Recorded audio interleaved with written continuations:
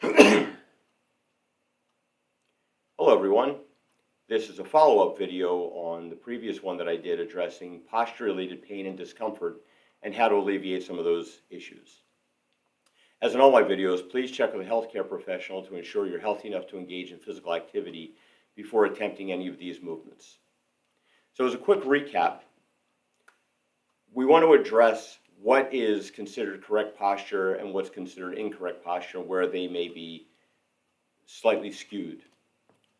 I've come across many people who feel that they're incapable of performing normal physical activity. But in my over 20 years of teaching, I have been able to not only restore people to a normal level of physical mobility, but also to help them resume their athletic endeavors. Much of this comes from the incorrect posture that we hold ourselves in. The human body is designed to function in a natural environment, which consists of hills and trees to climb, things to jump over, things to run from, things to run after. What we don't see in nature are an abundance of chairs or things to sit on. Most people in a natural environment would rest by dropping all the way down to the ground and taking this relaxed position. Most people would look at that today and figure if they attempted that, they would never be able to get back up again. So we want to introduce the idea to gradually help people start to reinvigorate their bodies. These changes, in many cases, have not happened overnight, so they're not going to be corrected overnight. But if you gradually start this, you'll see an incredible amount of recovery in your ability to move. So, as a quick recap, we want to understand what is correct posture and what's incorrect posture. A correct posture actually has the knees and the hips slightly bent. The knees are not locked. Locking the knees is a byproduct of sitting too much. If you look at small children, their knees may look straight, but if you follow the lines as a point from the ankle to the knee to the hip, you'll see that the leg is actually in a bent state. This is natural. Because we sit too much, the quadriceps shorten and the hip flexors shorten. So when we stand, the knees lock. When the knees lock too much, the quadriceps and the hip flexors are flexing too much, and it pulls us forward. Now the torso is hanging forward off the lumbar spine muscles. As a result, the posterior chain, the glute muscles, the hamstrings, and the calves will start to disengage, as will the abdominal wall. And we hang here and everything just sort of flops. If you simply bend your knees a little bit and drop your hips, you'll notice these muscles start to engage themselves again. When you stand, you want to feel yourself taking a more upright position. Now the abdominal wall will start to engage and support you as you stand. Also, the back muscles surrounding the shoulder blades will pull you back into an upright position so you can hold yourself in a more comfortable, more natural position, which will allow you to breathe better. When we move, we want to feel the way that most of us walk and how that's not correct just because everyone does it this way.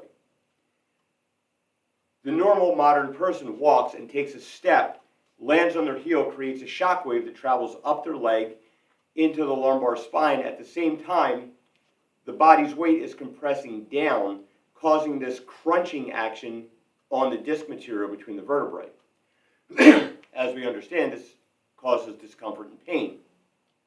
In the last video, I focused on a lot of the exercises that concentrate on the lower half of the body and how to get those working first. We covered hamstring exercises, glute exercises, even lumbar spine exercises to some extent. We're going to extrapolate on a little bit of those today. The tools that you could use to help you with this can be purchased at very low expense at a Walmart, a Five Below, or even Amazon has these. We're going to look at some exercise bands, we're going to look at some small dumbbells and even a small kettlebell, and how we can change the way our body is functioning. The first thing we want to understand is we're not looking to create a movement. We're looking for muscular contraction. We're looking to engage these muscles. Now, ironically, people that study Tai Chi understand that it's not supposed to be muscular. However, it's about balance. Most of the issues that we come to in life are an issue of imbalance, whether it's emotional, physical, or activity level. So we're looking to restore this level of balance. Balanced mind, balanced energy, and balanced body. To balance the body out, we need to get the muscles functioning the way that they're designed to. And in most people, because these muscles have been disengaged for so long, the body is no longer functioning as a full unit, and we want to change that. So, as we see, and we talked about the abdominal wall engaging, you feel the navel start to pull back towards the spine. As you do this, you'll engage the transverse abdominis, which is basically a girdle of muscle whose fibers run horizontally across the body. On top of that, you have the rectus abdominis, which run vertically, and these form a lattice work to engage in so that your body is supported in the front. If our body's hanging from the lumbar spine muscles, these muscles don't engage. So you want to work this like you're feeling yourself tighten up in the abdominal wall. Another thing that we have people do, recommended by everyone in every exercise video you see, is planking. However, we see many people that aren't capable of getting down on the floor and holding themselves up in this position. So we modify some of these. We modify a lot of the exercises so that people with lower mobility and lower strength levels can actually start to perform them and gradually work up into the full exercise. When we talk about planking, you can have someone just lean against a wall and lean slightly forward, engaging the abdominal wall, engaging the glute muscles, engaging the hamstrings. So the core muscles are all functioning now and holding you into this forward position. Ultimately, we hope that they'll be able to get down on the floor and perform a full plank. But again, we want to address people that feel hopeless. We want to address people who feel like these movements are beyond them, and to show them that they are actually capable of changing these things about themselves so that they can have a richer, more full life. So the first things that we want to see in the upper body, outside of the abdominal wall and the lumbar spine area, are the back muscles.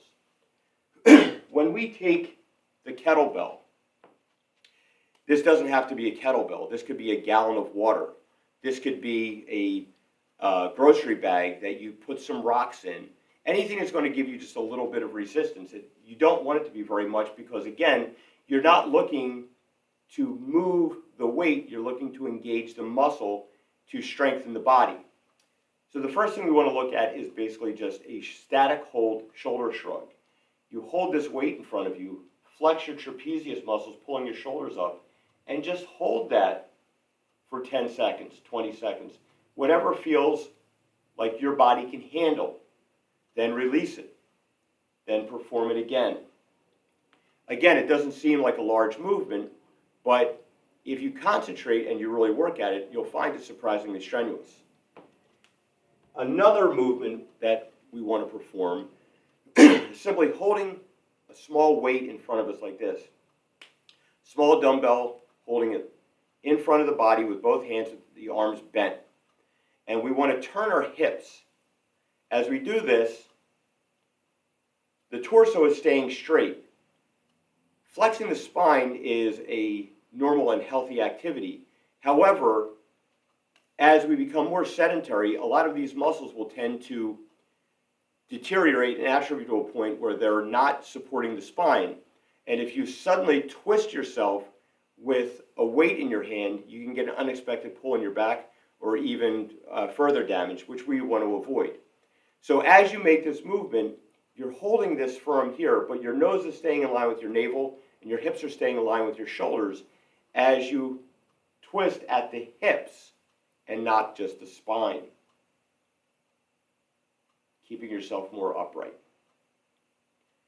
Another thing we can do is to take a small weight, lift your chest up, push your glutes back a little bit, and press the weight up a little bit. It doesn't have to go all the way overhead. but what you want to feel are the muscles surrounding the shoulder blade engaging. This will help to stimulate the back muscles so that the rotator cuff and the deltoids are not performing the action of lifting weights, which they're really not designed for. The last thing we want to look at are some of the back muscles that you can engage with just an exercise band. If I hold this out here and I just pull my elbow back, I will engage the muscles, the latissimus dorsi, the trapezius, the rhomboids. I want to do a very slow, very dedicated movement so that these muscles are really getting a nice, steady, strenuous, but not overly strenuous workout. By simply engaging these muscles, you're telling your brain that they exist. You're telling your brain that they're ready and willing to participate in the everyday movements that you need.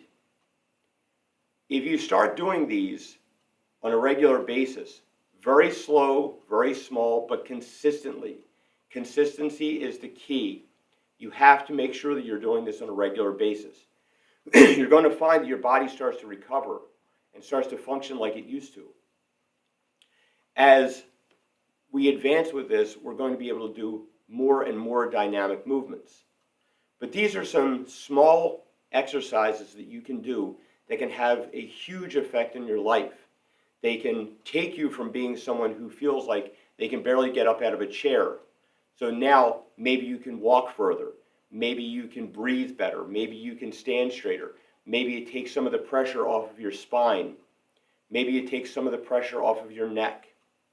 If you build the musculature around the skeleton, it can give you added support instead of just relying on what we consider the normal structure. I hope you found this helpful, and remember, reach out to people who feel that there's nothing that can be done for them. Encourage them to try something. Some movement is better than no movement, but most importantly, correct movement is what you're really looking for. I hope you enjoyed the video, and check back in with you on the next one. Thank you.